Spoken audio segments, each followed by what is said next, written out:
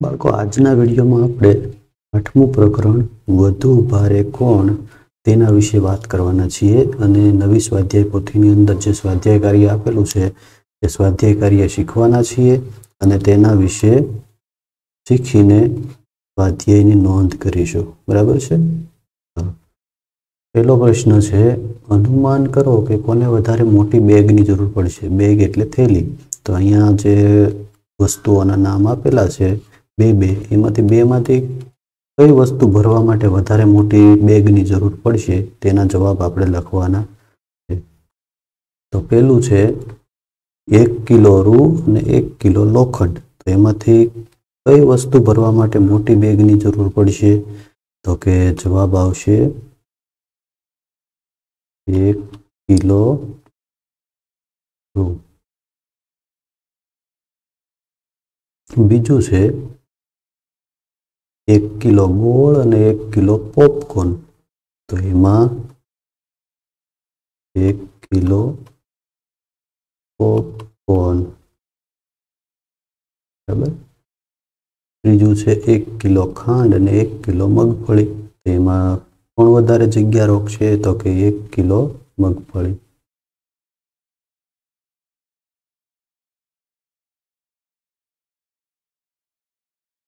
એક કિલો મગફળી.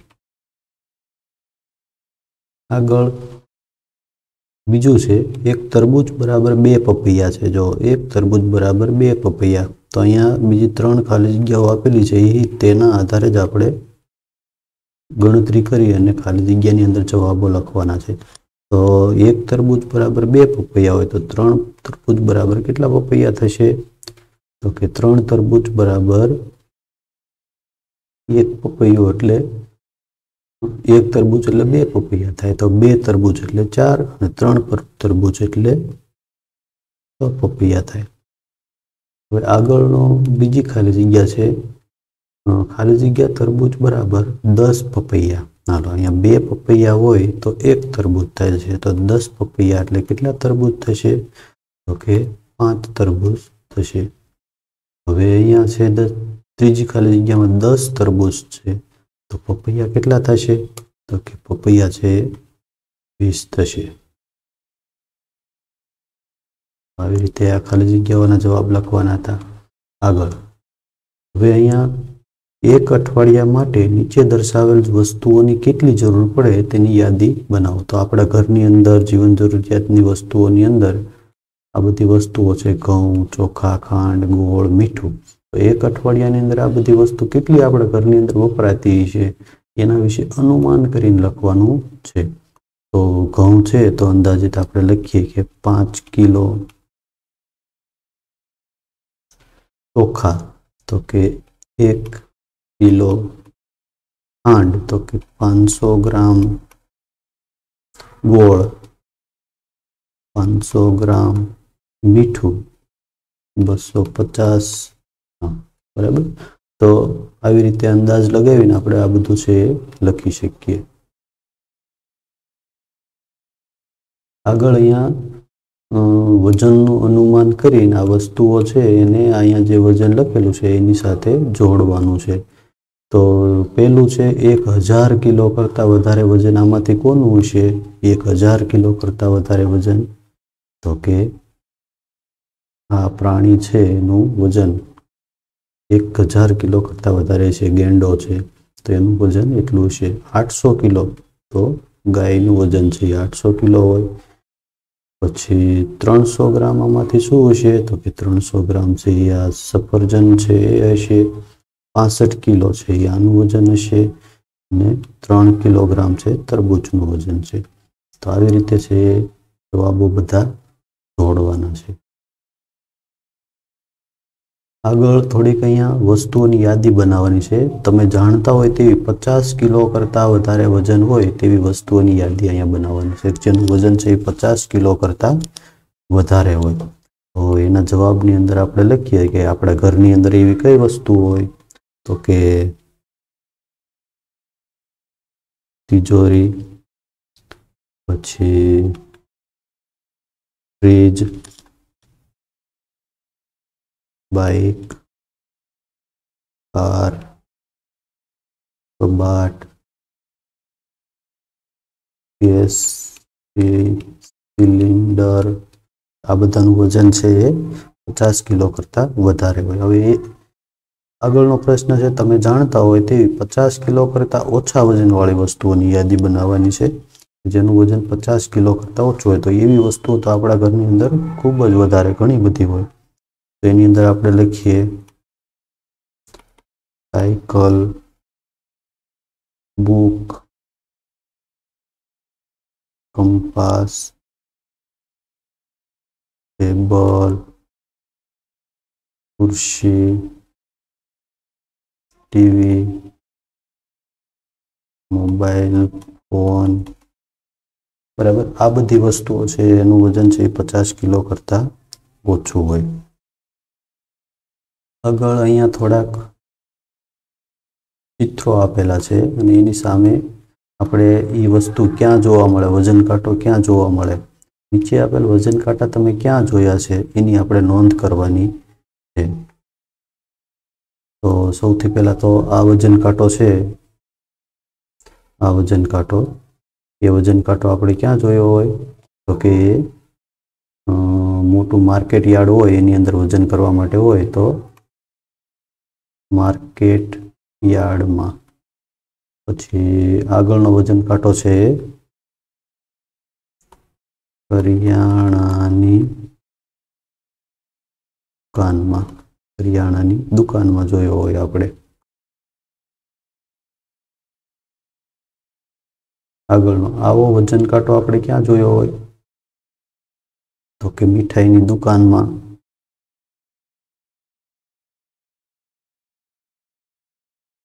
જો તમે આ સિવાયની જગ્યાએ ક્યાંય જોયો હોય તો પણ એ પણ જવાબ તમે લખી શકો છો. મીઠાઈની દુકાન જ લખવી એવું જરૂરી નથી. આ શાકભાજીની દુકાનમાં આવો વજન કાંટો આપણે જોયો હોય. આગળનો વજન કાંટો જે આ છે, આવો વજન કાંટો એ આપણે ક્યાં જોયો હોય, શાકભાજીની દુકાનમાં. અહીંયા લખીએ શાકભાજીની દુકાનમાં.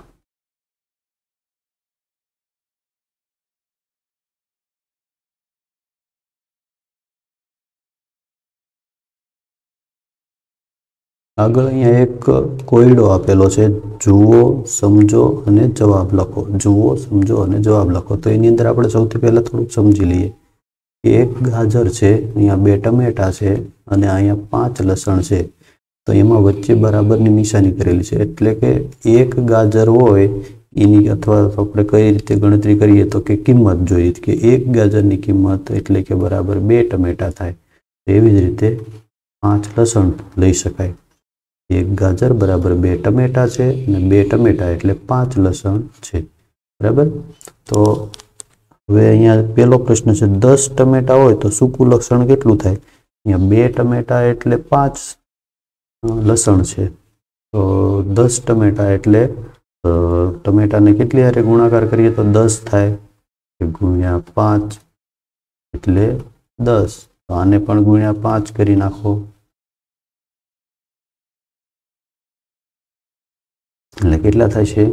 તો 5 ગુણ્યા 5 એટલે 25. તો જવાબ આવશે 25. કેટલો જવાબ આવશે? 10 ટમેટા હોય તો સૂકું લસણ 25 થાય. આગળ બીજું છે, 20 સૂકું લસણ બરાબર ખાલી જગ્યા ટમેટા અને ખાલી જગ્યા ગાજર. તો એના માટે થોડુંક પ્રશ્ન ન સમજાય એવો છે.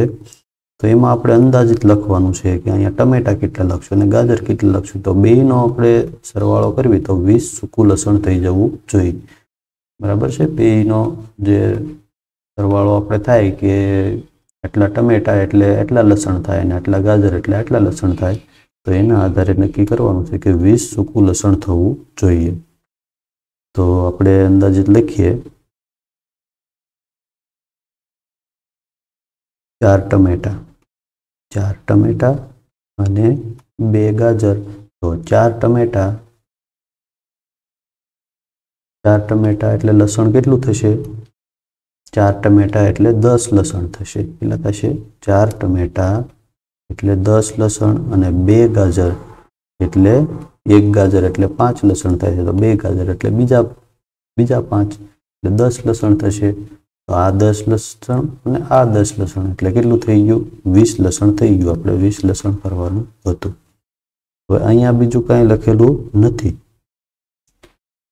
તો અહીંયા આપણે થોડુંક બીજું લખી નાખીએ કે હવે આગળ આપણે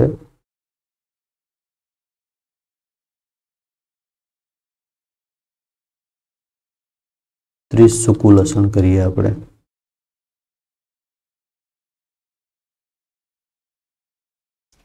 અને અહીંયા લખી નાખીએ 40 સૂકું લસણ।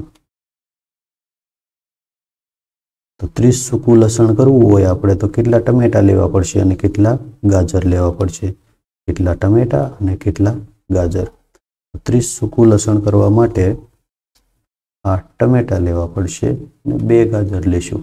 8 ટમેટા એટલે કેટલા થશે? લસણ 8 ટમેટા એટલે 2 ટમેટા એટલે 5, તો 2 ચોક 8 થાય, તો 4 ગુણ્યા 5 એટલે 20 લસણ થશે। એટલે 8 એટલે 20 લસણ, 8 ટમેટા એટલે 20 લસણ અને 2 ગાજર એટલે બીજા 20 લસણ, 10 લસણ, બરાબર છે। જો 1 ગાજર એટલે 5 અને 2 ગાજર એટલે 10, 40 લસણ કરવા હોય આપણે સૂકું લસણ, તો એમાં પાછા 8 લસણ લઈશું અને અહીંયા 4 ગાજર કરી નાખીએ, એટલે 4 ગાજર એટલે 20 લસણ થશે અને 8 ટમેટા એટલે પણ 20 લસણ થશે, તો એટલે 40 સૂકું લસણ થઈ જશે। ત્રીજું છે અહીંયા સરવાળો કરવાનો છે। ત્રીજું છે એમાં કે અહીંયા નંગ લખવાના છે અને કુલ નંગ 40 કરવાના છે આપણે, તો એમાં કોઈ આ ગણતરી કરવાની જરૂર નથી, કેમ કે એમાં કંઈ એવું આપેલું નથી। આપણે સીધો નંગ જ ગણવાના છે, તો કે ગાજર કેટલા લઈશું, ટમેટા કેટલા લઈશું, સૂકું લસણ કેટલું લઈશું,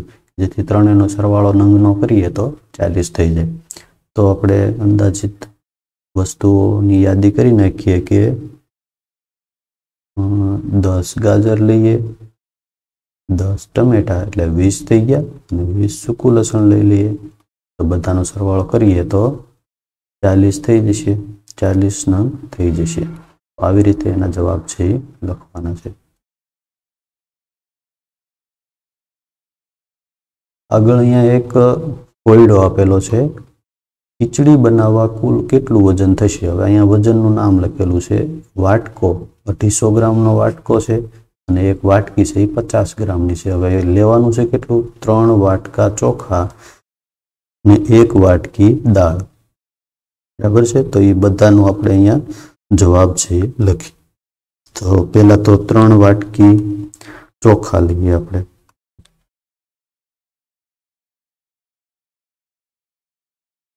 ત્રણ વાટકા ચોખા બરાબર 1 વાટકામાં છે 250 ગ્રામ વત્તા 250 ગ્રામ વત્તા 250 ગ્રામ, બરાબર। 3 વાટકી ચોખા લઈ લીધા। હવે 1 વાટકી દાળ લેવાની છે, તો 1 વાટકી દાળ લઈએ, 1 વાટકી દાળ બરાબર 50 ગ્રામ, બરાબર છે। અહીંયા એક 0 લખી નાખીએ। હવે આ બધાનો સરવાળો કરી નાખીએ, તો અહીંયા 0, 5 ને 5 10 ને 5 15 ને 5 20 ની 0, 1 વધી 1 ને 2 3, 3 ને 2 5, 5 ને 2 અહીંયા વધી 2 આવશે, 2 ને 2 4 ને 2 6 ને 2 8, કેટલું થયું? 800 ગ્રામ વજન થશે। તો અહીંયા જવાબ લખીએ, કુલ વજન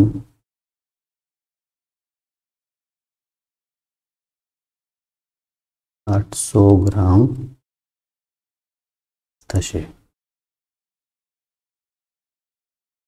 આગળ પિતાનું વજન 70 કિલોગ્રામ અને પુત્રનું વજન 14 કિલોગ્રામ હોય તો પુત્રનું વજન પિતાના વજન જેટલું કરવા કેટલા ગણું કરવું પડે? તો પિતાનું વજન છે 70 કિલોગ્રામ છે અને પુત્રનું 14 કિલોગ્રામ છે, તો 14 ને કોની સાથે ગુણાકાર કરીએ તો 70 થશે? તો કે 5 સાથે, 4 પંચા 20 ની 0 વધી 2, 5 એકા 5, 5 ને 2 7, બરાબર છે। 7 14 નો 5 હારે ગુણાકાર કર્યો એટલે 70 આવ્યો. તો જવાબ લખીએ કે પુત્રનું વજન 5 ગણું કરવું પડશે. બરાબર છે. તો આટલા દાખલાઓ આની અંદર ગણવાના હતા અને આટલું આપણે આ સ્વાધ્યાય પોથીમાં આ પ્રકરણની અંદર શીખવાનું હતું, જે તમે બરાબર ધ્યાન રાખીને સમજ્યા હશો.